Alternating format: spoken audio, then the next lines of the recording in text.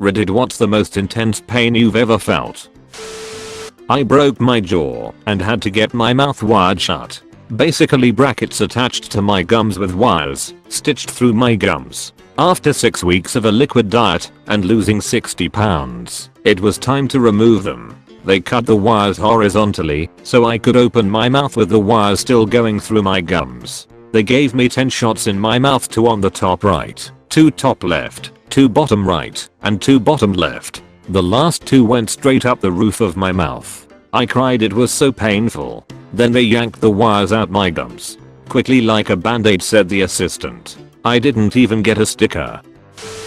Last year when I had 2 kidney stones at the same time, 1 in each kidney, I woke up with intense pain and immediately went to the hospital. I was sobbing by the time I got there. It was the first time I had ever started vomiting from how bad the pain was, and I did so for like an hour until the meds they gave me kicked in. Not a great experience, wouldn't recommend.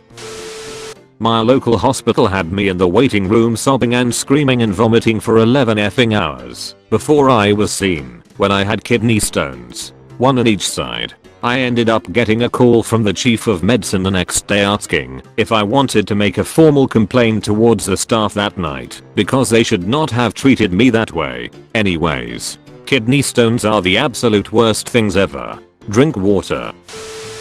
Was going to say kidney stones as well. Doctor prescribed me oxycodone for the severe, feels like a knife twisting in my insides pain from endometriosis I used to get every once in a while. Sunday afternoon I get the endo pain again, slight fever, nothing unusual for me. Take an oxy and try and rest. Wake up the next morning to go to work and pass out in the shower. Husband takes me to the ER to get me checked out. Doctor isn't concerned since I felt it coming on. That night I'm trying to get to sleep when I feel the pain start up again. Usually I have at least a month between attacks, so this is already unusual. I take another oxy, which at least usually takes the edge off. Pain only gets worse instead, so at this point I'm starting to worry about my appendix or something and wake my husband, who for some reason decides to take a shower before driving me to the hospital. Get to the ER for the second time that day and find out it's a kidney stone and got some really nice pain medication. This was all 2 weeks or so before our embryo transfer, so relieved it happened beforehand and they didn't have to worry about pregnancy when doing imaging / giving me pain meds. Piggybacking to share my experience, I had a surgery done a few years back to fix a problem with my kidneys that caused me to feel kidney stone levels of pain for hours and hours. There was a blood vessel that sat over my ureter, and when it swelled it would block the flow of urine and it would not give until I dehydrated, usually laying on my side vomiting. This would happen to me 4 or 5 times a year, sometimes landing me in the ER. They'd give me morphine but it only dulled the pain just enough to sit still. It felt like I was getting kicked in the lower back over and over. The surgery fixed everything up though. The recovery from the surgery was a reffing breeze compared to the pain I felt.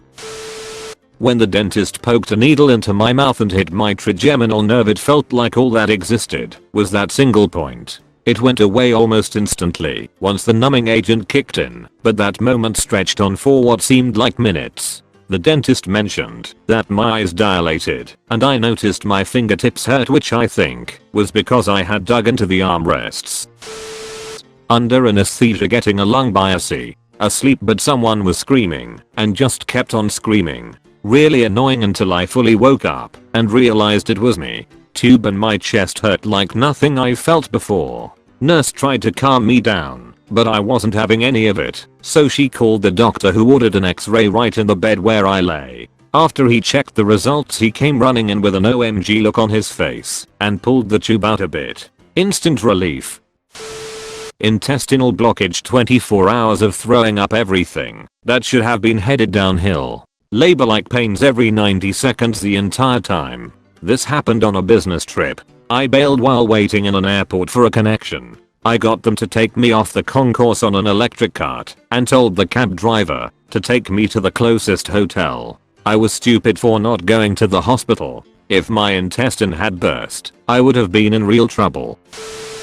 I don't like to be numb. It freaks me out. I've had 8 fillings replaced and 4 new ones, since I realized feeling the drilling isn't as bad as being numb. It always freaks the dentists out, but it really doesn't hurt as bad as people seem to think. Maybe I don't have sensitive nerves in my teeth or something.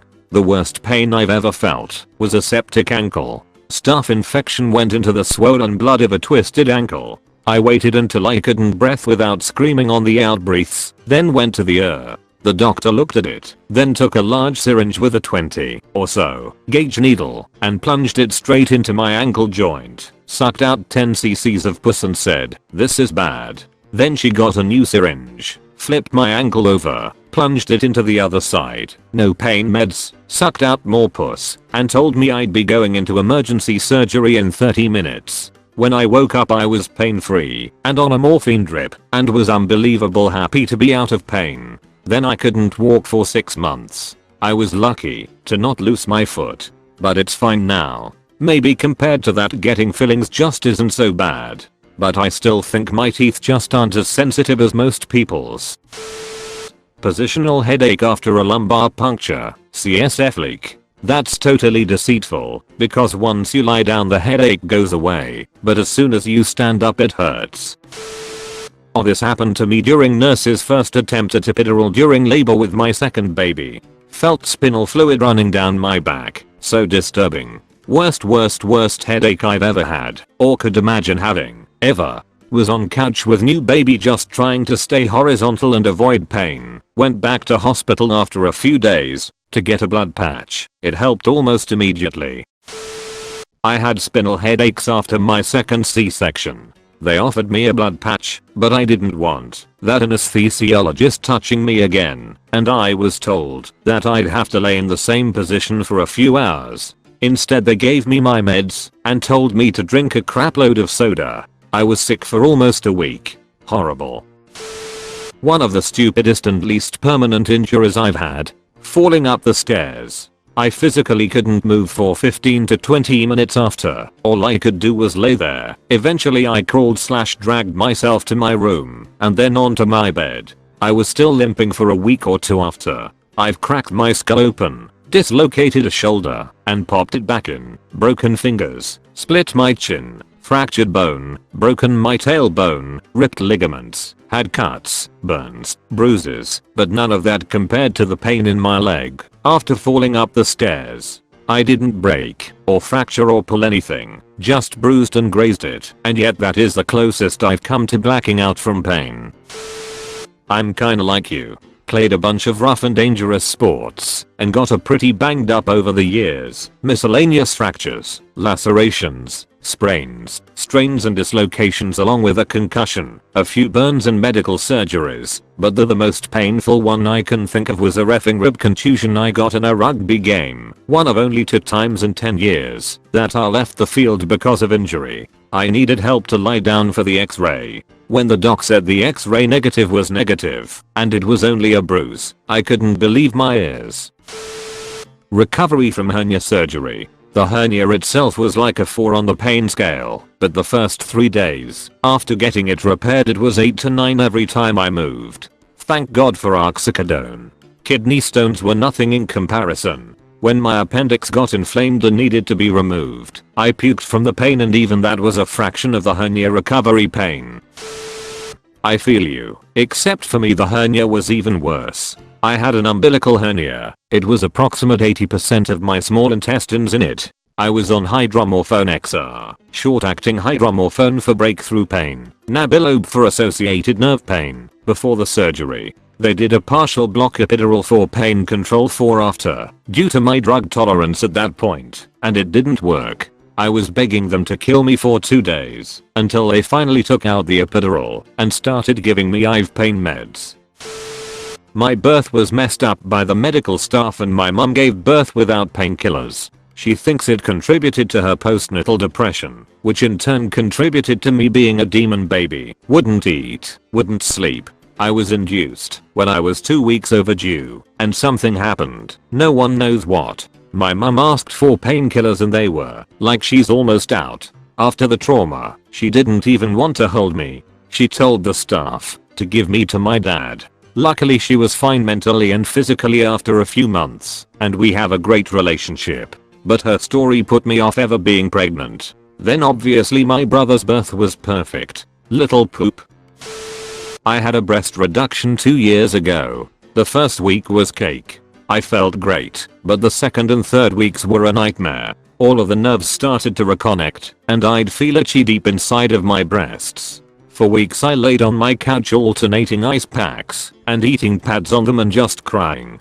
The PA who assisted my surgery refused to give me pain meds, so it was the worst. I don't regret it now, though. I also had a baby once without an epidural. That was pretty rough too.